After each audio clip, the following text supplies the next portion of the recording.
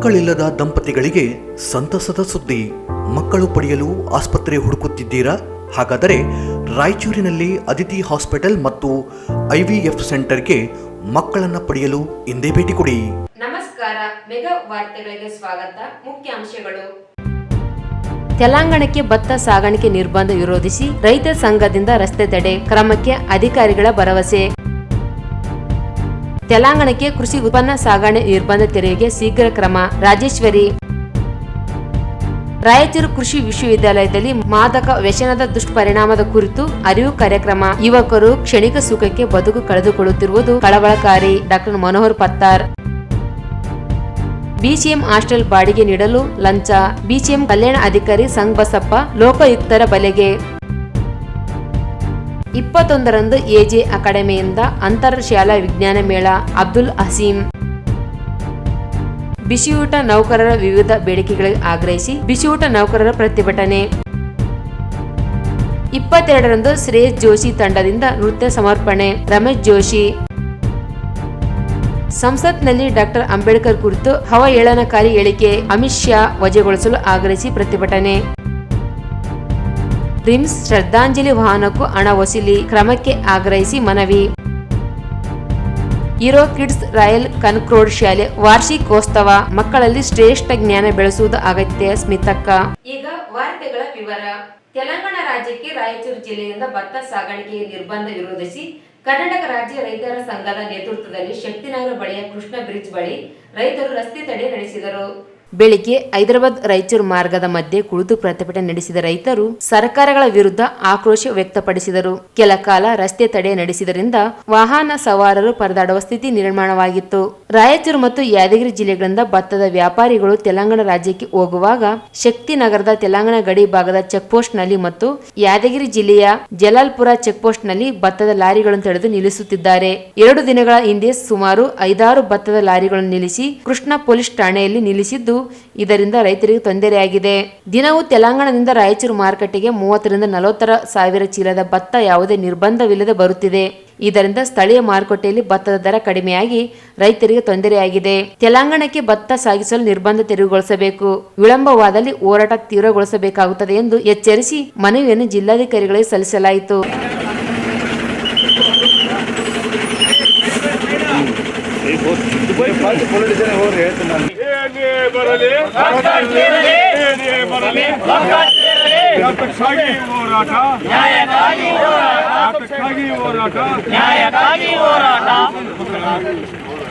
ಕರ್ನಾಟಕ ರಾಜ್ಯದ ಭತ್ತದ ಲಾರಿಗಳನ್ನು ಅನಧಿಕೃತವಾಗಿ ನಿಲ್ಲಿಸುತ್ತಿರುವ ತೆಲಂಗಾಣ ರಾಜ್ಯಕ್ಕೆ,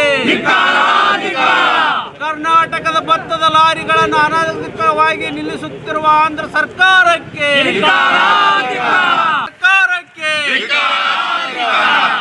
ರಾಜ್ಯದ ಲಾರಿಗಳನ್ನು ತಡೆ ಹಿಡುವ ತೆಲಂಗಾಣ ಸರ್ಕಾರಕ್ಕೆ ಬೇಕೇ ಬೇಕು, ಯಾತಕ್ಕಾಗಿ ಹೋರಾಟ, ಯಾತಕ್ಕಾಗಿ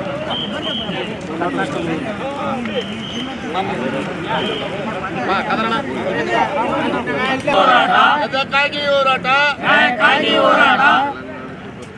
ಜೈ ಜವಾನ್, ಜೈ ಜವಾನ್, ಜೈ ಜವಾನ್, ಜೈ ಕಿಸಾನ್. ತೆಲಂಗಾಣ ಸರ್ಕಾರ ಹಾಕಿದ ನಿರ್ಬಂಧವನ್ನು ಮುಕ್ತಗೊಳಿಸಲೇಬೇಕು. ಕರ್ನಾಟಕ ರಾಜ್ಯ ರೈತ ಸಂಘಕ್ಕೆ ಬೇಕೇ ಬೇಕು. ಕರ್ನಾಟಕದ ರೈತರ ಬೆಳೆದ ಭತ್ತವನ್ನು ನಿರ್ಬಂಧ ತೆಗೆಯಲೇಬೇಕು.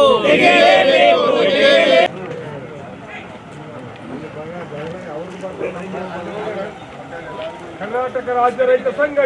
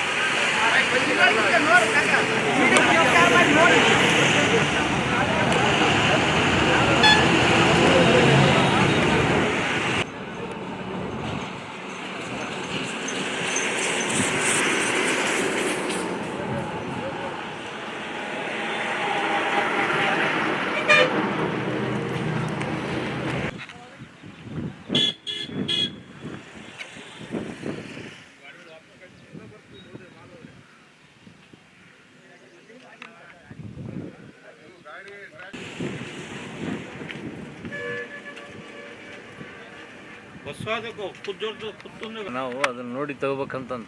ಪ್ರತಿಭಟನೆಯಲ್ಲಿ ಕರ್ನಾಟಕ ರಾಜ್ಯ ರೈತ ಸಂಘದ ರಾಜ್ಯ ಗೌರವಾಧ್ಯಕ್ಷ ಚಾಮರಸ್ ಮಾಲಿಪಾಟೀಲ್, ಜಿಲ್ಲಾಧ್ಯಕ್ಷ ಪ್ರಭಾಕರ್ ಪಾಟೀಲ್, ಜಿಲ್ಲಾ ಕಾರ್ಯದರ್ಶಿ ಬಸವರಾಜ್ ಪಾಟೀಲ್, ಮಲ್ಲಣ್ಣ ಗೌಡೂರು, ಮಲ್ಲಿಕಾರ್ಜುನ್ ರಾವ್, ವೆಂಕಟೇಶ್ ಸೇರಿದಂತೆ ರೈತರು ಭಾಗವಹಿಸಿದರು. ತೆಲಂಗಾಣ ಮತ್ತು ರಾಜ್ಯಗಳ ಮಧ್ಯೆ ಕೃಷಿ ಉತ್ಪನ್ನಗಳ ಸಾಗಾಣಿಕೆಗೆ ಯಾವುದೇ ನಿರ್ಬಂಧ ಇಲ್ಲ.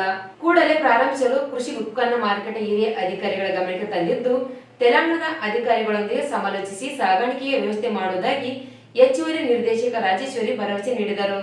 ಅವರಿಂದು ಶಕ್ತಿನಗರದಲ್ಲಿ ಕರ್ನಾಟಕ ರಾಜ್ಯ ರೈತ ನಡೆಸಿದ ರಸ್ತೆ ತಡೆ ಸ್ಥಳಕ್ಕೆ ಧಾವಿಸಿ ರೈತರೊಂದಿಗೆ ಮಾತುಕತೆ ನಡೆಸಿ ನಂತರ ಭೇಟಿಯಾದ ಮಾಧ್ಯಮಗಳೊಂದಿಗೆ ಮಾತನಾಡಿ, ತೆಲಂಗಾಣ ರಾಜ್ಯಕ್ಕೆ ಕೃಷಿ ಉತ್ಪನ್ನ ಸಾಗಾಣಿಕೆ ರಾಜ್ಯದಿಂದ ಯಾವುದೇ ನಿರ್ಬಂಧ ವಿಧಿಸಿಲ್ಲ. ತೆಲಂಗಾಣ ರಾಜ್ಯದ ಅಧಿಕಾರಿಗಳೊಂದಿಗೆ ಚರ್ಚಿಸಿದ್ದು ಯಾವುದೇ ನಿಯಂತ್ರಣ ಏರಿಲ್ಲ ಎಂದು ತಿಳಿಸಿದ್ದಾರೆ. ರಾಜ್ಯದ ಅಧಿಕಾರಿಗಳಿಗೆ ಮೌಖಿಕ ಮಾಹಿತಿ ನೀಡಿದ್ದು, ಕೂಡಲೇ ತೆಲಂಗಾಣ ಕೃಷಿ ಉತ್ಪನ್ನ ಸಾಗಣೆ ತಡೆಯುವುದರಿಂದ ಆಗುವ ಸಮಸ್ಯೆಗಳ ವರದಿಯನ್ನು ಸರ್ಕಾರಕ್ಕೆ ನೀಡುವುದಾಗಿ ಹೇಳಿದರು. ಗಡಿ ಜಿಲ್ಲೆಯಲ್ಲಿ ಕೃಷಿ ಉತ್ಪನ್ನ ಮಾರಾಟ ಸಾಗಾಣಿಕೆ ಯಾವುದೇ ನಿರ್ಬಂಧ ಇಲ್ಲದಂತೆ ವ್ಯವಸ್ಥೆ ಮಾಡುವುದಾಗಿ ಭರವಸೆ ನೀಡಿದರು.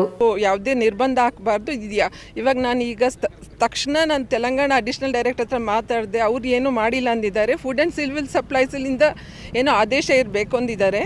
ಸೊ ನಾನು ನಮ್ಮ ಡೈರೆಕ್ಟ್ರೇಟ್ ಗಮನಕ್ಕೆ ತಂದಿದ್ದೀನಿ. ಇದ್ರ ಬಗ್ಗೆ ಇಮಿಡಿಯೇಟಾಗಿ ತುರ್ತಾಗಿ ಸಮಸ್ಯೆನ ಬಗೆಹರಿಸೋಕ್ಕೆ ನಾವು ಖಂಡಿತ ತಗೊಳ್ತೀವಿ. ಸರ್ಕಾರಕ್ಕೆ ಏನಾದರೂ ಈ ಬಗ್ಗೆ ವರದಿ ಕೊಡ್ಲಿಕ್ಕೆ ಮುಂದಾಗಿ ಇವಾಗ ಕೊಡ್ತಾ ಇದ್ದೀವಿ. ಈಗ ಇಮಿಡಿಯೇಟಾಗಿ ನಾನು ಓವರಲ್ಲಿ ರಿಪೋರ್ಟ್ ಮಾಡಿದ್ದೀನಿ, ಗಮನಕ್ಕೆ ತಂದಿದ್ದೀನಿ. ಇದ್ರ ಬಗ್ಗೆ ಇಮಿಡಿಯೇಟಾಗಿ ನಾವು ಕ್ರಮ ತಗೊಳ್ತೀವಿ. ಇವತ್ತು ನನ್ನ ಗಮನಕ್ಕೆ ಇವತ್ತೇ ಗೊತ್ತಾಗಲಿದ್ದು ನನಗೆ. ಹೌದೌದು. ಇಲ್ಲ, ನನಗೆ ಇವತ್ತೇ ಇದ್ರ ಬಗ್ಗೆ ನಮ್ಮ ಇಲ್ಲಿ ಡೆಪ್ಯೂಟಿ ಡೈರೆಕ್ಟರ್ ಲೋಕಲ್ ಅವ್ರು ನನಗೆ ಬೆಳಗ್ಗೆ ನೀವು ಪೊಲೀಸಿಂದ ಲೆಟರ್ ಬಂದಿದ್ದನ್ನ ಕಾಪಿ ಕಳಿಸಿದ್ರು. ನಾನು ಈಗ ಬಂದು ನಿಮ್ಮ ಹತ್ರ ನೀವು ತೆಲಂಗಾಣ ಭತ್ತಕ್ಕೆ ಯಾವುದಾದ್ರೂ ನಿರ್ಬಂಧಗಳನ್ನ ಇಲ್ಲಿ ಯಾವುದೂ ನಾವು ನಿರ್ಬಂಧ ಹಾಕಿಲ್ಲ. ನಾವು MSP ಖರೀದಿ ಮಾಡಬೇಕಾದ್ರೂ ಅಷ್ಟೇ ರೈತರದ ಅಂತ ದೃಢೀಕರಿಸ್ಕೊಂಡು ಖರೀದಿ ಮಾಡ್ತೀವಿ. ಅದೇ ಥರ ಅಲ್ಲೂ ಮಾಡ್ತಾರೆ. ಬಟ್ ವ್ಯಾಪಾರ ವಹಿವಾಟು ಸುಗಮವಾಗಿ ಎರಡು ರಾಜ್ಯದಲ್ಲೂ ನಡಿಬೇಕಾಗಿ. ನಮ್ಮ ರೈತರು ಏನು ಡಿಮ್ಯಾಂಡ್ ಮಾಡಿದ್ದಾರೆ ಮೇಡಮ್? ನಮಗೆ ರೈತರು ಇವಾಗ ಎರಡು ಕಡೆನೂ ವ್ಯಾಪಾರ ವಹಿವಾಟು ನಡಿಬೇಕಂತ ಹೇಳ್ತಿದ್ರು.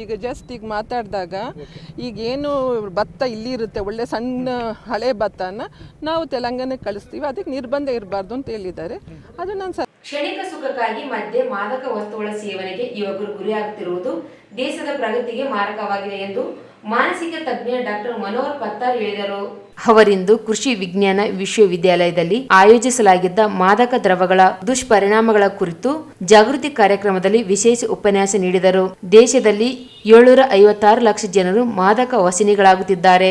ಸರ್ಕಾರಗಳು 1961ರಿಂದ 1985ರಲ್ಲಿ ಅನೇಕ ನಿಯಮಗಳು, ಕಾಯ್ದೆಗಳು ರೂಪಿಸಿದರೂ ನಿಯಮಗಳನ್ನು ಉಲ್ಲಂಘಿಸಿ ಮಾದಕ ದ್ರವ್ಯದ ವ್ಯಸನಿಗಳಾಗುತ್ತಿರುವುದು ಕಳವಳಿಕಾರಿಯಾಗಿದೆ.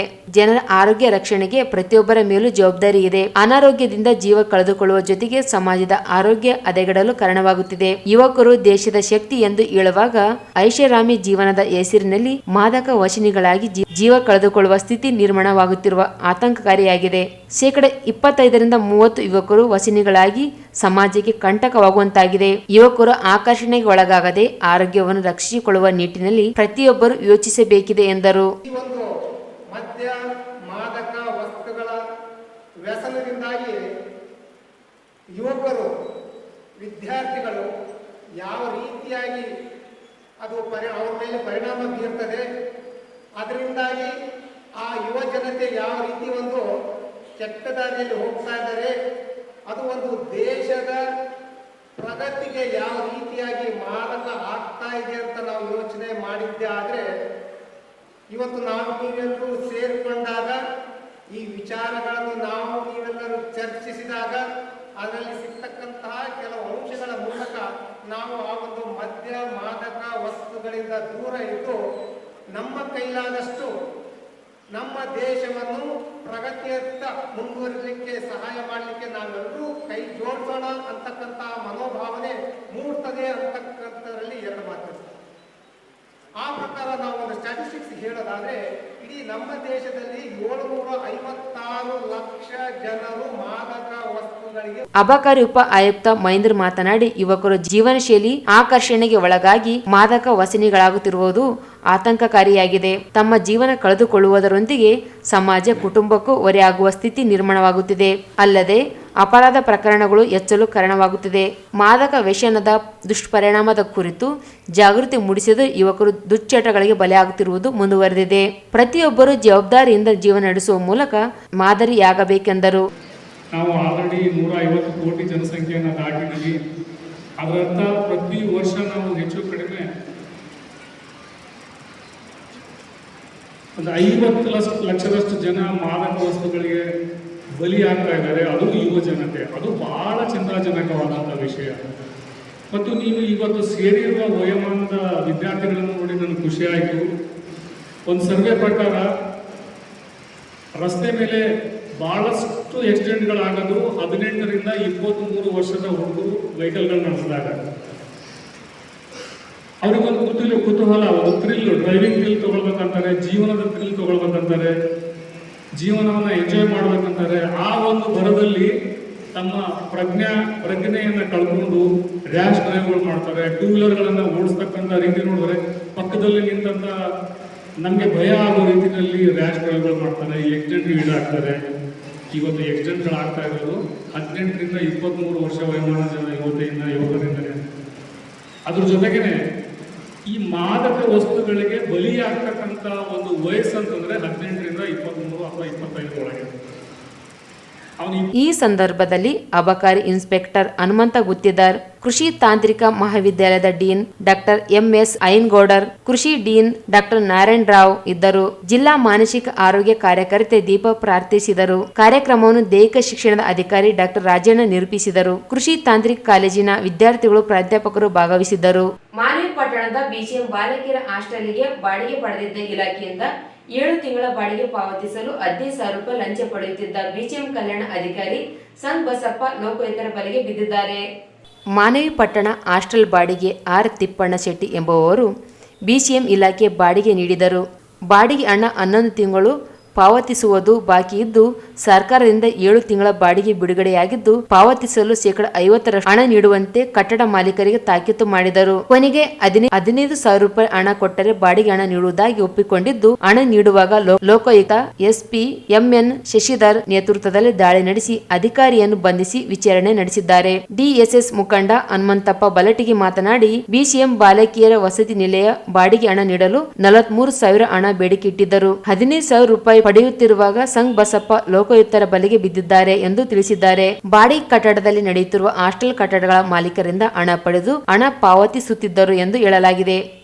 ದಾಳಿ ಸಂದರ್ಭದಲ್ಲಿ ಇನ್ಸ್ಪೆಕ್ಟರ್ ಕಳಕಪ್ಪ ಬಡಿಗೇರ, ರವಿ ಪುರುಷೋತ್ತಮ್ ಸೇರಿದಂತೆ ಸಿಬ್ಬಂದಿಗಳಿದ್ದರು.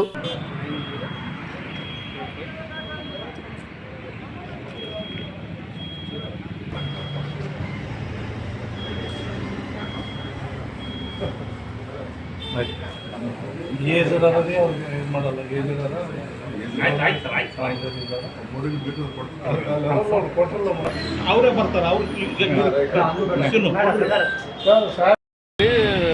Post matric BCM hostel, ladies hostel ಇವರು ಬಾಡಿಗೆ ಕೊಟ್ಟಿದ್ದರು ಸರ್. ತಿಪ್ಪಣ್ಣ ಶೆಟ್ಟಿ ಅಂತೇಳಿ ಇವರಿಗೆ ಬಿಲ್ಡಿಂಗ್ ಬಾಡಿಗೆ ಕೊಟ್ಟಿದ್ದರು. ಅದರದ್ದು 11 ತಿಂಗಳ ಬಾಡಿಗೆ ಬರೋದಿತ್ತು. 11 ತಿಂಗಳದ್ದು ಬಾಡಿಗೆ ಕೊಡ್ರಂತೆ ಇವರು ರಿಕ್ವೆಸಿಷನ್ ಲೆಟ್ರ್ ಕೊಟ್ಟಾರ. ಅದನ್ನೇನೈತೆ ಇವರು 11 ತಿಂಗಳ ಬಾಡಿಗೆ ಬಂದು 7 ತಿಂಗಳ ಬಾಡಿಗೆ ಮೊನ್ನೆ ಬಜೆಟ್ ಬಂದು ಅಂತ ರೆಡಿ ಮಾಡ್ಯಾರ ಸರ್.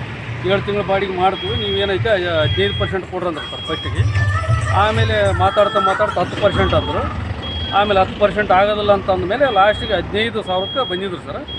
15,000 ರೂಪಾಯಿ ನಾವು ಕೊಡೋಕ್ಕೆ ಮನಸ್ಸಿಲ್ಲದಕ್ಕೆ ಇವತ್ತು ಕಂಪ್ಲೇಂಟ್ ನಮ್ಮ ಮಾನ್ಯ SP ಸಾಬ್ರಿಗೆ, ಲೋಕಾಯುಕ್ತ ಸಾಬ್ರಿಗೆ ಹೋಗಿ ನಾವು ರಿಕ್ವೆಸ್ಟ್ ಮಾಡಿದ್ವಿ. ಆಯ್ತು ನೀವು ಕೇಸ್ ಕೊಡ್ರಂದ್ರು. ಆ ಕೇಸ್ ಕೊಟ್ಟು ಇವತ್ತೇನೈತೆ ಅವ್ರನ್ನ 15,000 ಕೊಟ್ಟಾಗ ಟ್ರ್ಯಾಪ್ ಮಾಡ್ಯಾರ ಸರ್. ಎಲ್ಲಿ ಟ್ರ್ಯಾಪ್ ಮಾಡ್ಯಾರ ಸರ್? ಎಲ್ಲಿ ಟ್ರ್ಯಾಪ್ ಮಾಡ್ಯಾರ? ಇಲ್ಲೇ ಡಿಸ್ಟ್ರಿಕ್ಟ್ ಆಫೀಸ್, ಜಿಲ್ಲಾ ಆಫೀಸು BCM ಇಲಾಖೆ ರಾಯಚೂರು. ಎಷ್ಟು ತಿಂಗಳದು ಬಾಡಿಗೆ ಪೆಂಡಿಂಗ್? 11 ತಿಂಗಳದ್ದು ಬಾಡಿಗೆ ಇತ್ತು ಸರ್. ಅದ್ರಾಗ ಈಗ 7 ತಿಂಗಳದ್ದು ಮಾಡ್ಯಾರ ಸರ್. 7 ತಿಂಗಳದ್ದು ರೊಕ್ಕ 15% ಕೊಡೋಂಥ ಡಿಮ್ಯಾಂಡ್ ಇತ್ತು ಸರ್ ಅವ್ರದ್ದು. ಅದನ್ನು ಲಾಸ್ಟ್ಗೆ 15,000ಕ್ಕೆ ಕಮಿಟ್ಮೆಂಟ್ ಆಗಿತ್ತು. 15,000 ಇವತ್ತು ಕೊಟ್ಟಿವಿ ಸರ್. ಕೊಟ್ಟಾಗ ಏನಾಯ್ತು, ನಮ್ಮ ಮಾನ್ಯ SP ಸಾಹೇಬರು ರೇಡ್ ಮಾಡ್ಯಾರ. ಎಜೆ ಅಕಾಡೆಮಿ ಹಾಗೂ ಶೇರಿಂಗ್ PU college Miller doctors trust Abdul Rahim wellness ಸೆಂಟರ್ಗಳ ಸಹಯೋಗದಲ್ಲಿ 4ನೇ ವರ್ಷದ ಜಿಲ್ಲಾ ಅಂತರ್ಶಾಲಾ ವಿಜ್ಞಾನ ಮೇಳ ಡಿಸೆಂಬರ್ 21ರಂದು ರಾಯಚೂರು ಕೃಷಿ ವಿಶ್ವವಿದ್ಯಾಲಯದಲ್ಲಿ ಆಯೋಜಿಸಲಾಗಿದೆ ಎಂದು ಅಬ್ದುಲ್ ಆಸಿಫ್ ಹೇಳಿದರು. ಅವರಿಂದು ಮಾಧ್ಯಮಗೋಷ್ಠಿ ಉದ್ದೇಶಿಸಿ ಮಾತನಾಡಿ, ಪ್ರಾಥಮಿಕ ಶಾಲಾ ಮಕ್ಕಳಲ್ಲಿ ವೈಜ್ಞಾನಿಕ ಮನೋಭಾವ ಬೆಳೆಸಿ ಸಂಶೋಧನಾತ್ಮಕ ಸಂಶೋಧನೆಗಳನ್ನು ಉತ್ತೇಜಿಸಲು ಪ್ರತಿ ವರ್ಷ ವಿಜ್ಞಾನ ಮೇಳವನ್ನು ಆಯೋಜಿಸಲಾಗುತ್ತಿದೆ. ಸಿಂಧನೂರು, ಮಾನ್ವಿ ಸೇರಿದಂತೆ ತಾಲೂಕು ಮಟ್ಟದಲ್ಲಿಯೂ ವಿಜ್ಞಾನ ಮೇಳ ನಡೆಸಿ ಜಿಲ್ಲಾ ಮಟ್ಟದಲ್ಲಿ ವಿಜ್ಞಾನ ಮೇಳ ಆಯೋಜಿಸಲಾಗುತ್ತಿದೆ. ಜಿಲ್ಲೆಯ ವಿವಿಧ ತಾಲೂಕಿನ ಸರ್ಕಾರಿ ಅನುದಾನಿತ ಶಾಲಾ ಮಕ್ಕಳು ವಿಜ್ಞಾನ ಮೇಳದಲ್ಲಿ ಭಾಗವಹಿಸಲಿದ್ದಾರೆ ಎಂದರು. ಈ ವಿಜ್ಞಾನ ಮೇಳದ ವಿಶೇಷತೆ, ಹಲವಾರು ವಿಜ್ಞಾನ ಮೇಳಗಳು ಈ ನಗರದಲ್ಲಿ ವಿವಿಧ ರೀತಿಯಲ್ಲಿ ಶಾಲೆಗಳಲ್ಲಿ ಹಮ್ಮಿಕೊಳ್ಳಲಾಗುತ್ತಿದೆ. ಅದು ಕೇವಲ ಪ್ರಾಜೆಕ್ಟ್ ಬೇಸ್ಡ್ ಇಲ್ಲ ವರ್ಕಿಂಗ್ ಮಾಡೆಲ್ ಬೇಸ್ಡ್ ಇರ್ತದೆ. ಆದರೆ ನಮ್ಮ ಈ ವಿಜ್ಞಾನ ಮೇಳದ ವಿಶೇಷತೆ ಏನೆಂದರೆ, ನಾವು ರಿಸರ್ಚ್ ಬೇಸ್ಡ್ ಪ್ರಾಜೆಕ್ಟ್ ಅನ್ನು ತಂದು ವಿದ್ಯಾರ್ಥಿಗಳಲ್ಲಿ ಒಂದು ರಿಸರ್ಚ್ ಮೆಂಟಾಲಿಟಿಯನ್ನು ಡೆವಲಪ್ ಮಾಡಲು, ಸಂಶೋಧನೆಯನ್ನು ಇನ್ನೂ ಹೆಚ್ಚು ರೀತಿಯಲ್ಲಿ ನಾವು ಉತ್ತೇಜಿಸಲು ಮತ್ತು ವಿದ್ಯಾರ್ಥಿಗಳಲ್ಲಿ ಕ್ರಿಯೇಟಿವಿಟಿ ಡೆವಲಪ್ ಮಾಡಲು ಈ ಒಂದು ವಿಜ್ಞಾನ ಮೇಳವನ್ನು ಹಮ್ಮಿಕೊಳ್ಳುತ್ತಿದ್ದೇವೆ. ಪ್ರಾಥಮಿಕ ಶಿಕ್ಷಣದಲ್ಲಿ ವಿಜ್ಞಾನವನ್ನು ಒಂದು ಆಸಕ್ತಿ ಮಕ್ಕಳಲ್ಲಿ ಹೆಚ್ಚಲಿ ಮತ್ತು ಸಂಶೋಧನೆ ಆಧಾರಿತ ಶಿಕ್ಷಣ ಮುಂದುವರಿಯಲಿ ಮತ್ತು ವಿದ್ಯಾರ್ಥಿಗಳಲ್ಲಿ ಸೈಂಟಿಫಿಕ್ ಅಟಿಟ್ಯೂಡ್, ವೈಜ್ಞಾನಿಕ ಮನೋಭಾವ ಬೆಳೆಯಲಿ, ಈ ಉದ್ದೇಶ. ಸೈಯದ್ ತನ್ವೀರ್ ಮಾತನಾಡಿ, ಡಿಸೆಂಬರ್ 21ರಂದು ನಡೆಯಲಿರುವ ವಿಜ್ಞಾನ ಮೇಳವನ್ನು ವಿಜ್ಞಾನ ಮತ್ತು ತಂತ್ರಜ್ಞಾನ ಸಚಿವ NS ಬೋಸರಾಜ್ ಉದ್ಘಾಟಿಸಲಿದ್ದಾರೆ. ಮುಖ್ಯ ಅತಿಥಿಗಳಾಗಿ ಕೃಷಿ ವಿಜ್ಞಾನ ವಿಶ್ವವಿದ್ಯಾಲಯದ ಕುಲಪತಿ ಡಾಕ್ಟರ್ ಹನುಮಂತಪ್ಪ, ಧಾರವಾಡ ಕರ್ನಾಟಕ ವಿಶ್ವವಿದ್ಯಾಲಯದ ಸಂಯೋಜಕ ಡಾಕ್ಟರ್ ಸುರೇಶ್ B. ಅರಿಕೇರ, ಆಲ್ ಕರೀಂ ಕಾಲೇಜಿನ ಆಡಳಿತಾಧಿಕಾರಿ ಮೀರ್ ಮೊಹಮ್ಮದ್ ಸೇರಿದಂತೆ ಅನೇಕರು ಗಣ್ಯರು ಆಗಮಿಸಲಿದ್ದಾರೆ. 300 ವಿದ್ಯಾರ್ಥಿಗಳು ಭಾಗವಹಿಸಲಿರುವ ವಿಜ್ಞಾನ ಮೇಳದಲ್ಲಿ 3 ವಿಭಾಗಗಳಲ್ಲಿ ವಿಜ್ಞಾನ ವಸ್ತು ಪ್ರದರ್ಶನ ನಡೆಯಲಿದೆ.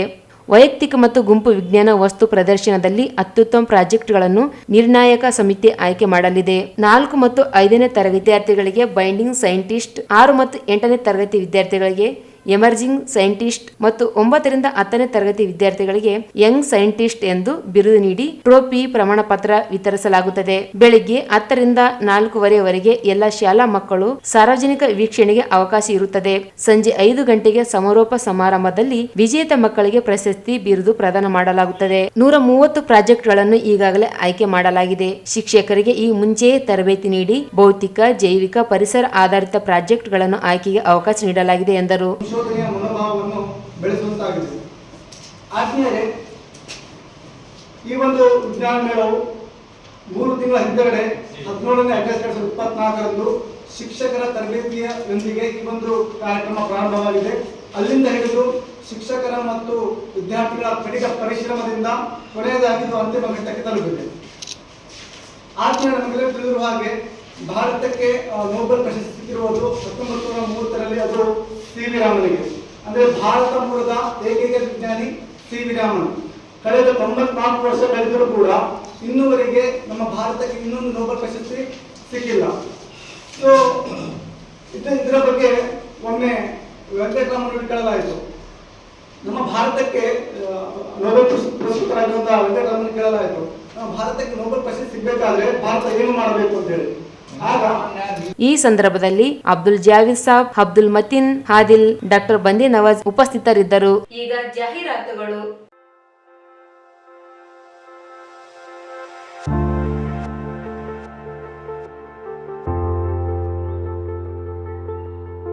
ಮಕ್ಕಳಿಲ್ಲದ ದಂಪತಿಗಳಿಗೆ ಸಂತಸದ ಸುದ್ದಿ.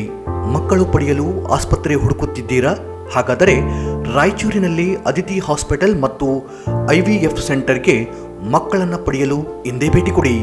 ನಮ್ಮಲ್ಲಿರುವ ಸೌಲಭ್ಯಗಳು ಎಂದರೆ ಇನ್ಫರ್ಟಿಲಿಟಿ ಅಥವಾ IUV ಸೆಟಪ್ ಅಥವಾ IVF ICSI facility, adolescent care, ultrasound facility, menopausal care, pregnancy care, advanced laparoscopy, hysteroscopy facility, high-tech OT, labor room, NICW facility, CTG machine, painless delivery ಇವುಗಳಲ್ಲದೆ ವಿಶೇಷವಾಗಿ IUI, IVK, blastocyst culture, laser assisted hatching, embryo freezing, donor egg and sperm service, surrogacy, male infertility management, laparoscopy, hysteroscopy, 3D ultrasound ಈ ಎಲ್ಲ ಸೌಲಭ್ಯಗಳು ನಮ್ಮಲ್ಲಿವೆ. ಹೆಚ್ಚಿನ ಮಾಹಿತಿಗಾಗಿ ಸಂಪರ್ಕಿಸಿ Aditi hospital ಮತ್ತು IVF centre, doctor Deepa Hanumasagar, consultant obstetrician, gynaecologist, infertility and high risk pregnancy specialist, Raichur. ವಿಳಾಸ ಮನೆ ನಂಬರ್ 1-3-184 RR ಕಾಲೋನಿ, ಆಶಾಪುರ್ ರಸ್ತೆ, ರಾಯಚೂರು. ಫೋನ್ ಸಂಖ್ಯೆ 8718923336 ಅಥವಾ ಲ್ಯಾಂಡ್ಲೈನ್ 085322300200. ನಮಸ್ಕಾರ ಎಲ್ಲರಿಗೂ. ನಾನು doctor Deepa Hanumasagar, Aditi hospital, Ashapur road, ರಾಯಚೂರಿಂದ. ನಾನು ಸುಮಾರು 2007ರಿಂದ ರಾಯಚೂರಲ್ಲಿ ಪ್ರಾಕ್ಟೀಸ್ ಮಾಡ್ತಿದ್ದೀನಿ. ಬಂಜೆತನ ನಿವಾರಣಾ, high risk pregnancy, laparoscopy surgeries ಅದೆಲ್ಲ ನಮ್ಮ ಸ್ಪೆಷಲೈಸೇಷನ್ನು.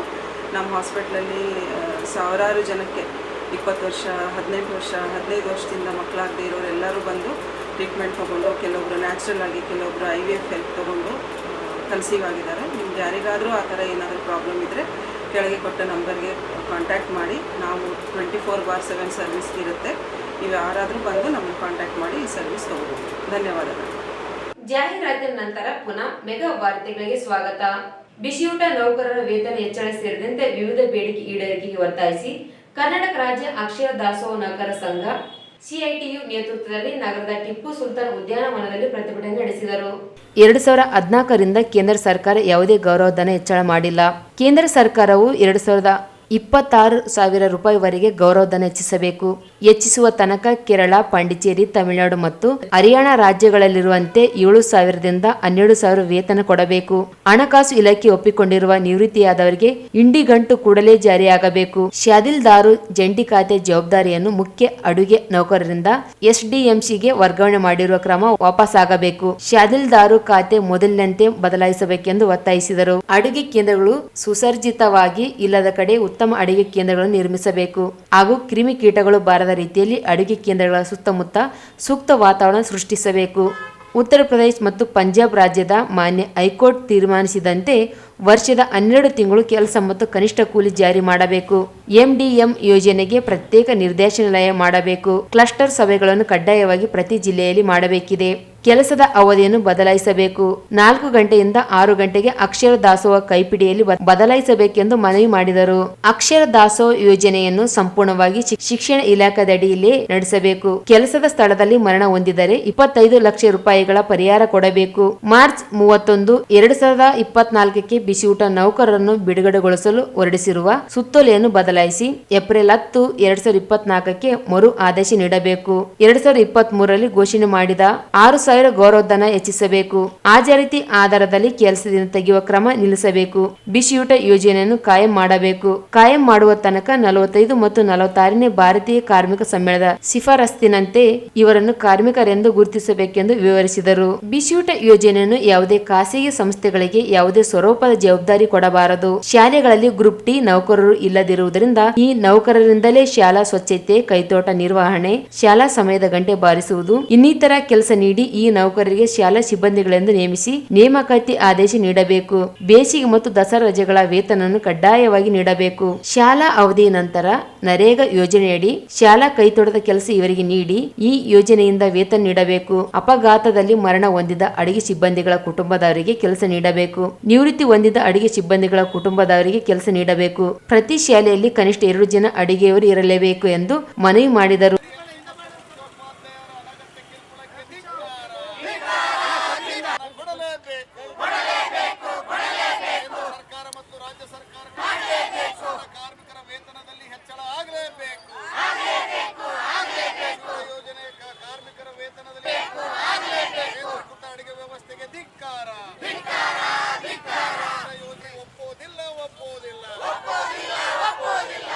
ಯೋಜನೆಯನ್ನು NGOಗಳಿಗೆ ಕೊಡಲು ಒಪ್ಪುವುದಿಲ್ಲ.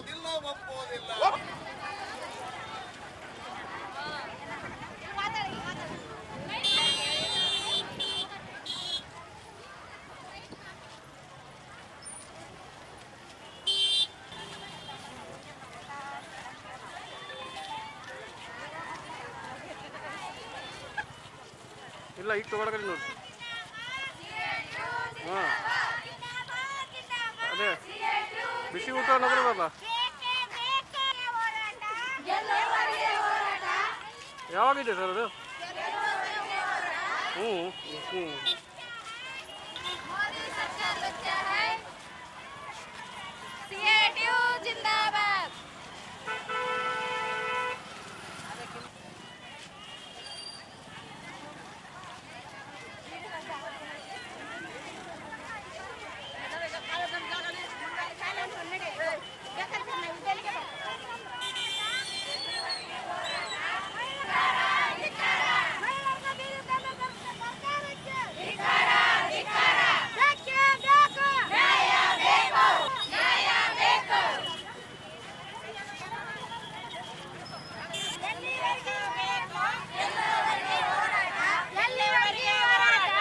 ಈ ಸಂದರ್ಭದಲ್ಲಿ ಅಧ್ಯಕ್ಷೆ ರೇಣುಕಮ್ಮ, ಮರಿಯಮ್ಮ, ಮೊಹಮ್ಮದ್ ಹನೀಫ್, ವರಲಕ್ಷ್ಮಿ, ಕಲ್ಯಾಣಮ್ಮ, ನಾಗಮ್ಮ, ಡಿಎಸ್ ಶರಣಬಸವ, ವಿಶಾಲಾಕ್ಷಮ್ಮ, ಶರಣಮ್ಮ ಪಾಟೀಲ್, ರೇಣುಕಮ್ಮ ಸೇರಿದಂತೆ ಅನೇಕರಿದ್ದರು. ಶ್ರೀ ರಾಘವ ನಾಟ ವೃತ್ತ ಕಲಾ ನಿಕೇತನ ಸಂಸ್ಥೆಯಿಂದ ಡಿಸೆಂಬರ್ 22ರಂದು ನಗರದ ಪಂಡಿತ್ ಸಿದ್ದರಾಮ ಜಂಬಲ್ದಿನ್ನಿ ರಂಗಮಂದಿರದಲ್ಲಿ ಕುಮಾರ ಸುರೇಶ್ ಆರ್ ಜೋಶಿ ಮತ್ತು ತಂಡದಿಂದ ನೃತ್ಯ ಸಮರ್ಪಣಾ 2020 ಕಾರ್ಯಕ್ರಮ ಸಂಜೆ 4 ಗಂಟೆಗೆ ಆಯೋಜಿಸಲಾಗಿದೆ ಎಂದು ಸಂಸ್ಥೆಯ ಅಧ್ಯಕ್ಷೆ ಜೋಶಿ ಹೇಳಿದರು.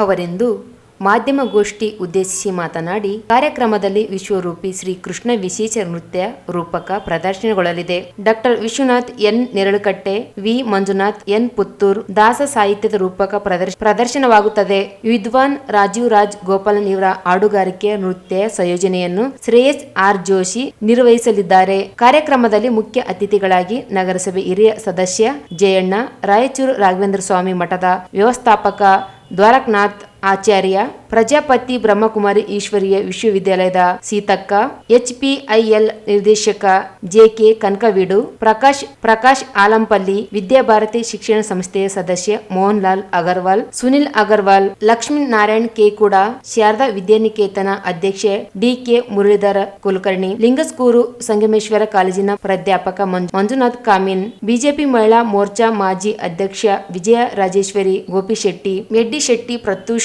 ಭಾಗವಹಿಸಲಿದ್ದಾರೆ. ಉಚಿತವಾಗಿ ಪ್ರದರ್ಶನಗೊಳ್ಳಲಿರುವ ಕಾರ್ಯಕ್ರಮದಲ್ಲಿ ಆಸಕ್ತರು ಹೆಚ್ಚಿನ ಸಂಖ್ಯೆಯಲ್ಲಿ ಭಾಗವಹಿಸುವಂತೆ ಮನವಿ ಮಾಡಿದರು. ಅದೇ ರೀತಿಯಾಗಿ ಶ್ರೀ ಪ್ರಕಾಶ್ ಆಲಂಪಾಲಿ ಅಖಿಲ ಕರ್ನಾಟಕ ಬ್ರಾಹ್ಮಣ ಸಮಾಜದ ಸದಸ್ಯರು ಇವರು ಕೂಡ ಅತಿಥಿಯಾಗಿದ್ದಾರೆ. ಹಾಗೂ ಶ್ರೀ ಮೋಹನ್ ಲಾಲ್ ಅಗರ್ವಾಲ್ ಸದಸ್ಯರು, ಶ್ರೀ ವಿದ್ಯಾಭಾರತಿ ಶಿಕ್ಷಣ ಸಂಸ್ಥೆ ರಾಯಚೂರು ಅವರು ಕೂಡ ಬರ್ತಾ ಇದ್ದಾರೆ. ಅದೇ ರೀತಿಯಾಗಿ ಶ್ರೀ ಸುನಿಲ್ ಅಗರ್ವಾಲ್, ಸಂತೋಷಿ ಗ್ರೂಪ್ಸ್ ರಾಯಚೂರು ಇವರು ಅತಿಥಿಯಾಗಿ ಆಗಮಿಸ್ತಾರೆ. ಅದೇ ರೀತಿಯಾಗಿ ಶ್ರೀ ಲಕ್ಷ್ಮೀನಾರಾಯಣ್ ಕೂಡ ಉಡುಪಿ ಹೋಟೆಲ್ ಮಾಲೀಕರು ಇವರು ಕೂಡ ಅತಿಥಿಯಾಗಿ ಆಗಮಿಸ್ತಾ ಇದ್ದಾರೆ. ಅದೇ ರೀತಿಯಾಗಿ ಶ್ರೀ DK ಮುರಳೀಧರ್ ಕುಲಕರ್ಣಿ ಇವರು ಶಾರದಾ ವಿದ್ಯಾನಿಕೇತನ ಬೋಳಮಾನದೊಡ್ಡಿ ರಾಯಚೂರು ಅವರು ಕೂಡ ಅಂದಿನ ದಿನ ಅತಿಥಿಯಾಗಿ ಆಗಮಿಸ್ತಾ ಇದ್ದಾರೆ. ಅದೇ ರೀತಿಯಾಗಿ ಶ್ರೀಮತಿ ವಿಜಯರಾಜೇಶ್ವರಿ ಗೋಪಿಶೆಟ್ಟಿ ಮಾಜಿ ಅಧ್ಯಕ್ಷರು BJP ಮಹಿಳಾ ಮೋರ್ಚಾ ಘಟಕ ರಾಯಚೂರು ಅವರು ಕೂಡ ಆಗಮಿಸ್ತಾ ಇದ್ದಾರೆ. ಅದೇ ರೀತಿಯಾಗಿ ಶ್ರೀ ಮಂಜುನಾಥ್ ಕಾಮಿನ್ ಪ್ರಾಧ್ಯಾಪಕರು ಶ್ರೀ ಸಂಗಮೇಶ್ವರ ಕಾಲೇಜು ಲಿಂಗಸ್ಕೂರು ಅವರು ಕೂಡ ಆಗಮಿಸುತ್ತಿದ್ದಾರೆ. ಅದೇ ರೀತಿಯಾಗಿ ಶ್ರೀಮತಿ ಮೇಡಿಶೆಟ್ಟಿ ಪ್ರತ್ಯೂಷ ಇವರು ಚಾರ್ಟೆಡ್ ಅಕೌಂಟೆಂಟ್ ಇವರು ಕೂಡ ಅಂದಿನ ದಿನ ಅತಿಥಿ ಆಗಮಿಸ್ತಾ ಇದ್ದಾರೆ. ಕಾರಣ ಈ ಅಂದಿನ ದಿನ ವಿಶೇಷವಾಗಿ ಒಂದು ಈ ಕಾರ್ಯಕ್ರಮದಲ್ಲಿ ನೃತ್ಯ ರೂಪವನ್ನು ಪ್ರದರ್ಶನ ಮಾಡಿಸ್ತಾ ಇದ್ದಾರೆ. ನೃತ್ಯ ಗುರುಗಳಾದ ಶ್ರೀ ಶ್ರೇಯಸ್ ಆರ್ ಜೋಶಿ ಹಾಗೂ ಅವರ ಶಿಷ್ಯವೃಂದದಿಂದ ವಿಶ್ವರೂಪಿ ಶ್ರೀಕೃಷ್ಣ ಈ ಸಂದರ್ಭದಲ್ಲಿ ಎಂ ಸುರೇಶ್, ಶ್ರೇಯಸ್ ಆರ್ ಜೋಶಿ, ವಿಷ್ಣುಕಾಂತ್ ಸೇರಿದಂತೆ ಇತರರಿದ್ದರು. ಡಾಕ್ಟರ್ BR ಅಂಬೇಡ್ಕರ್ ಅವರಿಗೆ ಅಪಮಾನ ಮಾಡಿದ ಕೇಂದ್ರ ಗೃಹ ಸಚಿವ ಅಮಿತ್ ಶಾ ಅವರನ್ನು ಸಚಿವ ಸ್ಥಾನದಿಂದ ವಜಾಗೊಳಿಸಿ ಕಾನೂನು ಕ್ರಮ ಜರುಗಿಸಬೇಕೆಂದು ಅಂಬೇಡ್ಕರ್ ಸೇನೆ ವತಿಯಿಂದ ಪ್ರತಿಭಟನೆ ನಡೆಸಿದರು. ನಗರದ ಜಿಲ್ಲಾಧಿಕಾರಿ ಕಚೇರಿ ಎದುರು ಅಮಿತ್ ಶಾ ಭಾವಚಿತ್ರ ಹಿಡಿದು ಚಪ್ಪಲಿಯಿಂದ ಹೊಡೆಯುವ ಮೂಲಕ ಆಕ್ರೋಶ ವ್ಯಕ್ತಪಡಿಸಿದರು. ಕೇಂದ್ರ ಗೃಹ ಸಚಿವ ಅಮಿತ್ ಶಾ ವಿರುದ್ಧ ಘೋಷಣೆ ಹಾಕಿ ಆಕ್ರೋಶ ಹೊರಹಾಕಿದರು. ಚಳಿಗಾಲದ ಸಂಸತ್ ಅಧಿವೇಶನದಲ್ಲಿ 2 ದಿನ ಸಂವಿಧಾನದ ಮತ್ತು ಅಂಬೇಡ್ಕರ್ ಅವರ ಬಗ್ಗೆ ಚರ್ಚೆ ಮಾಡಲು ಅವಕಾಶ ನೀಡಿದ್ದು, ಆ ಸಂದರ್ಭದಲ್ಲಿ ಕೇಂದ್ರ ಗೃಹ ಸಚಿವ ಅಮಿತ್ ಶಾ ಅವರವರು ಅಂಬೇಡ್ಕರ್ ಎನ್ನುವುದೀಗ ಫ್ಯಾಷನ್ ಆಗಿಬಿಟ್ಟಿದೆ. ಆ ಹೆಸರು ಬದಲಿಗೆ ದೇವರ ಹೆಸರು ಜಪಿಸಿದರೆ 7 ಜನ್ಮದಲ್ಲಿ ಸ್ವರ್ಗ ಸಿಗುತ್ತಿತ್ತು ಎಂದು ಹೇಳಿ ಸಂವಿಧಾನ ಶಿಲ್ಪಿ ಭಾರತ ರತ್ನ ಡಾಕ್ಟರ್ BR ಅಂಬೇಡ್ಕರ್ ಅವರಿಗೆ ಹಾಗೂ ದೇಶದ ಜನರ ಭಾವನೆಗಳಿಗೆ ಧಕ್ಕೆ ತರುವಂತ ಪ್ರಚೋದನಕಾರಿ ಹೇಳಿಕೆ ನೀಡಿದ್ದನ್ನು ಖಂಡಿಸಿದರು. ಅಂಬೇಡ್ಕರ್ ಅವರಿಗೆ ಮತ್ತು ಅವರ ಅನುಯಾಯಿಗಳಿಗೆ ಹಾಗೂ ದೇಶದ ಸಂವಿಧಾನಕ್ಕೆ ಅಪಮಾನ ಮಾಡಿದ್ದಾರೆ. ಇಂಥ ಹೇಳಿಕೆಗಳಿಂದ ದೇಶದಲ್ಲಿ ಕೋಮು ಗಲಭೆಗಳಿಗೆ ದಾರಿ ಮಾಡಿಕೊಡುತ್ತಿದ್ದಾರೆ. ಕೂಡಲೇ ಅಮಿತ್ ಶಾ ಅವರನ್ನು ಕೇಂದ್ರ ಗೃಹ ಸಚಿವ ಸ್ಥಾನದಿಂದ ವಜಾಗೊಳಿಸಿ ಇವರನ್ನು ಬಂಧಿಸಿ ಕಾನೂನು ಕ್ರಮ ಜರುಗಿಸಬೇಕೆಂದು ಆಗ್ರಹಿಸಿದರು.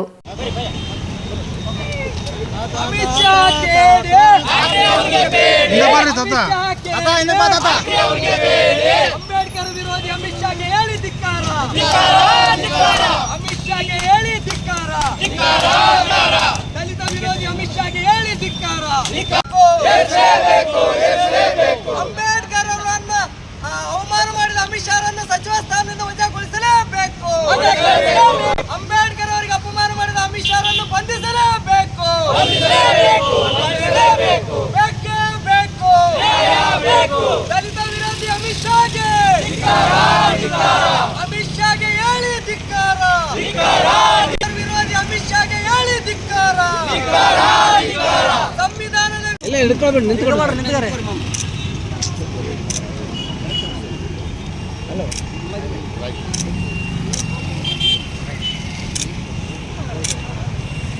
ಅಧಿಕಾರಿಗಳ ಮುಖಾಂತರ ಒಂದು ಮನವಿ ಪತ್ರವನ್ನು ಸಲ್ಲಿಸ್ತಾ ಇದ್ದೀವಿ. ವಿಷಯ ಏನಪ್ಪ ಅಂದರೆ 18/12/2024 ದೆಹಲಿಯ ಸಂಸತ್ ಭವನದಲ್ಲಿ 2 ದಿನಗಳ ಕಾಲ ಚಳಿಗಾಲ ಅಧಿವೇಶನದ ಸಂದರ್ಭದಲ್ಲಿ ಡಾಕ್ಟರ್ ಬಾಬಾ ಸಾಹೇಬ್ ಅಂಬೇಡ್ಕರ್ ಅವರ ಬಗ್ಗೆ ಮತ್ತು ಸಂವಿಧಾನದ ಬಗ್ಗೆ ವಿಚಾರ ಮಂಡನೆ ಮಾಡಲಿಕ್ಕಾಗಿ 2 ದಿನ ಕಾಲಾವಕಾಶ ಕೊಟ್ಟಿರ್ತಾರೆ. ಆ ಸಂದರ್ಭದಲ್ಲಿ ಕೇಂದ್ರ ಗೃಹ ಸಚಿವ, ಈ ದೇಶದ ಗೃಹ ಸಚಿವ ಒಂದು ಮಾತನ್ನು ಹೇಳ್ತಾರೆ. ಅಂಬೇಡ್ಕರ್ ಅನ್ನೋದು ಒಂದು ಪ್ಯಾಷನ್ ಆಗಿದೆ. ನಿಮಗೆಲ್ಲ ಅಂಬೇಡ್ಕರ್ ಅವರ ಹೆಸರನ್ನು ಹೇಳೋದ್ರ ಬದಲು ನೀವು ದೇವರ ಜಪ ಮಾಡಿದರೆ 7 ಜನ್ಮದ ಪುಣ್ಯ ಬರ್ತದೆ ಅಂತ ಆ ಪುಣ್ಯಾತ್ಮ ಗುಜರಾತ್ನಿಂದ ಗಡಿಪಾರಾದಂಥ ವ್ಯಕ್ತಿ ಅಮಿತ್ ಶಾ ಅವರು ಹೇಳ್ತಾರೆ. ನಾನು ಅಮಿತ್ ಶಾ ಅವರಿಗೆ ನಮ್ಮ ಅಂಬೇಡ್ಕರ್ ಸೇನೆ ವತಿಯ ರಾಯಚೂರು ಜಿಲ್ಲಾ ಸಮಿತಿ ವತಿಯಿಂದ ಹೇಳಕ್ಕೆ ಬಯಸ್ತೇವೆ. ಅಮಿತ್ ಶಾ ಅವರೇ, ನೀವು ಯಾವುದರಿಂದ ಈ ಒಂದು ಸಚಿವ ಸ್ಥಾನ ಪಡೆದಿದ್ದೀರಿ? ನೀವು ಯಾವಾಗ ಈ ಸಂದರ್ಭದಲ್ಲಿ ಅಧ್ಯಕ್ಷ ವಿಶ್ವನಾಥ್ ಪಟ್ಟಿ, ಬಂದೆ ನವಾಜ್, ಮಹೇಶ್ ಕುಮಾರ್, ಕುಮಾರಸ್ವಾಮಿ ಸೇರಿದಂತೆ ಅನೇಕರಿದ್ದರು. ರಿಮ್ಸ್ ಬೋಧಕ ಆಸ್ಪತ್ರೆಯಲ್ಲಿ ಶ್ರದ್ಧಾಂಜಲಿ ವಾಹನ ಚಾಲಕ ಶೇಖ್ ಅಬ್ದುಲ್ ಮತೀನ್ ರವರು ಮೃತದೇಹ ಸಾಗಿಸಲು ಹಣ ಪಡೆಯುತ್ತಿರುವುದರಿಂದ ಇವರ ಮೇಲೆ ಸೂಕ್ತ ಕಾನೂನು ಕ್ರಮ ಜರುಗಿಸಿ ವರ್ಗಾವಣೆ ಮಾಡಬೇಕು ಎಂದು ಕರ್ನಾಟಕ ಜನ ಸೈನ್ಯ ಜಿಲ್ಲಾ ಕಾರ್ಮಿಕ ಘಟಕ ವತಿಯಿಂದ ಜಿಲ್ಲಾಧಿಕಾರಿ ಕಚೇರಿಗೆ ಅಧಿಕಾರಿಗಳ ಮನವಿ ಸಲ್ಲಿಸಿದರು. ರಿಮ್ಸ್ ಬೋಧಕ ಆಸ್ಪತ್ರೆಯಲ್ಲಿ ಶ್ರದ್ಧಾಂಜಲಿ ವಾಹನ ಚಾಲಕ ಶೇಖ್ ಅಬ್ದುಲ್ ಮತೀನ್ ರವರು ಮೃತಪಟ್ಟ ವ್ಯಕ್ತಿಗಳ ಮೃತದೇಹಗಳನ್ನು ಉಚಿತವಾಗಿ ಸಾಗಿಸಲು ಸರ್ಕಾರದಿಂದ ಇವರನ್ನು ನೇಮಿಸಲಾಗಿದೆ. ಆದರೆ ಇವರು ಮೃತದೇಹಗಳನ್ನು ಸಾಗಿಸಲು ಮೃತಪಟ್ಟ ವ್ಯಕ್ತಿಯ ಕುಟುಂಬದವರಲ್ಲಿ 2,000 ರಿಂದ 3,000 ರೂಪಾಯಿಗಳವರೆಗೆ ಹಣ ವಸೂಲು ಮಾಡುತ್ತಿದ್ದಾನೆ ಎಂದು ಆರೋಪಿಸಿದರು. ಶ್ರದ್ಧಾಂಜಲಿ ವಾಹನ ಸರ್ಕಾರದ ವಾಹನವಾಗಿದ್ದು ಸಾರ್ವಜನಿಕರ ಮೃತದೇಹಗಳನ್ನು ಉಚಿತವಾಗಿ ತೆಗೆದುಕೊಂಡು ಹೋಗಲು ಸರ್ಕಾರ ಆದೇಶವಿದ್ದರೂ ಆದೇಶ ಉಲ್ಲಂಘಿಸಿ ಮೃತರ ಕುಟುಂಬಸ್ಥರಲ್ಲಿ ಹಣ ವಸೂಲಿ ಮಾಡುವ ನೆಪದಿಂದ ವಾಹನದಲ್ಲಿ ಡೀಸೆಲ್ ಇಲ್ಲ ಎಂದು ಸುಳ್ಳು ಹೇಳಿ ನೊಂದ ಮೃತ ಕುಟುಂಬಸ್ಥರಲ್ಲಿ ಹಣ ಪಡೆಯುತ್ತಿದ್ದಾನೆ ಎಂದು ದೂರಿದರು. ಭ್ರಷ್ಟಾಚಾರದಲ್ಲಿ ತೊಡಗಿದ್ದು ನೊಂದ ಕುಟುಂಬಸ್ಥರಿಗೆ ಹಣ ಬೇಡಿಕೆಟ್ಟಿರುವುದು ಕಂಡು ಬಂದಿದೆ. ಇವರ ವಿರುದ್ಧ ಮುಂಚಿತವಾಗಿಯೇ ದೂರುಗಳು ಸಲ್ಲಿಸಿದರೂ ಸಂಬಂಧಪಟ್ಟ ಅಧಿಕಾರಿಗಳು ಯಾವುದೇ ಕ್ರಮ ಕೈಗೊಂಡಿಲ್ಲವೆಂದು ಆಪಾದಿಸಿದರು. ರಿಮ್ಸ್ ಬೋಧಕ ಆಸ್ಪತ್ರೆಯಿಂದ ಬೇರೆ ಕಡೆಗೆ ವರ್ಗಾವಣೆ ಮಾಡಿ ಇವರ ವಿರುದ್ಧ ಸೂಕ್ತ ಕಾನೂನು ಕ್ರಮ ಕೈಗೊಳ್ಳಬೇಕೆಂದು ಒತ್ತಾಯಿಸಿದರು.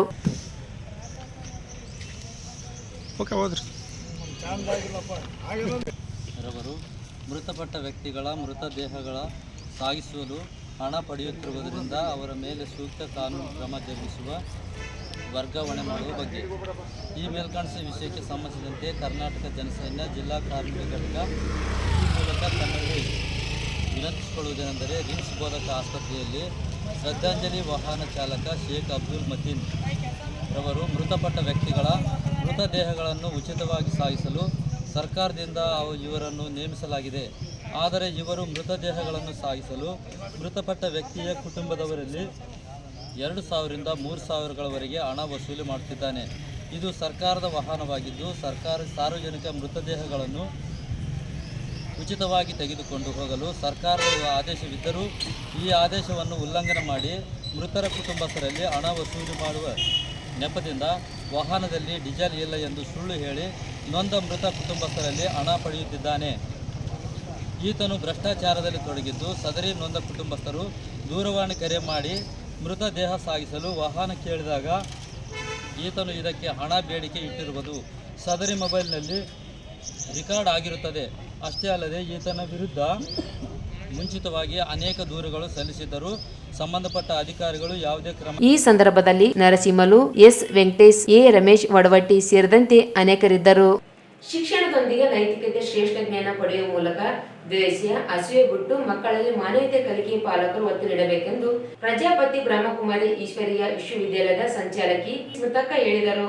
ಬುಧವಾರ ಸಂಜೆ ನಗರದ ಪಂಡಿತ್ ಸಿದ್ದರಾಮ ಜಂಬಲ್ದಿನಿ ರಂಗಮಂದಿರದಲ್ಲಿ ಯುರೋ ಕಿಡ್ಸ್ ಮತ್ತು ರಾಯಲ್ ಕನ್ಕ್ರೋಡ್ ಶಾಲೆಗಳ ವಾರ್ಷಿಕೋತ್ಸವ ಕಾರ್ಯಕ್ರಮ ಮುಖ್ಯ ಅತಿಥಿಗಳಾಗಿ ಮಾತನಾಡಿದರು. ಯುರೋ ಕಿಡ್ಸ್ ಶಾಲೆ ಕೇವಲ ಶಿಕ್ಷಣಕ್ಕೆ ಮಾತ್ರ ಸೀಮಿತವಾಗಿದೆ, ಶ್ರೇಷ್ಠ ಸಂಸ್ಕೃತಿ ಕಲಿಸುವ ಕೆಲಸ ಮಾಡುತ್ತಿದೆ. ಪಾಲಕರೊಂದಿಗೆ ಮಕ್ಕಳಲ್ಲಿ ಶ್ರೇಷ್ಠ ಜ್ಞಾನ ಕಲಿಸುವ ಕೆಲಸ ಮಾಡುತ್ತಿದೆ. ಪಾಲಕರು ಪ್ರತಿ ಮನೆಯಲ್ಲಿ ನಿತ್ಯವೂ ಧ್ಯಾನ ಮಾಡುವುದರೊಂದಿಗೆ ಸಂಸ್ಕೃತಿ, ಪರಸ್ಪರ ಪ್ರೀತಿಸುವ ಮನಸ್ಸುಗಳನ್ನು ಬೆಳೆಸಬೇಕಾದ ಅವಶ್ಯಕತೆ ಇದೆ. ಯೋಗ, ಜ್ಞಾನ ಕಲಿಕೆ ಇಂದಿನ ಅಗತ್ಯ ಎಂದರು.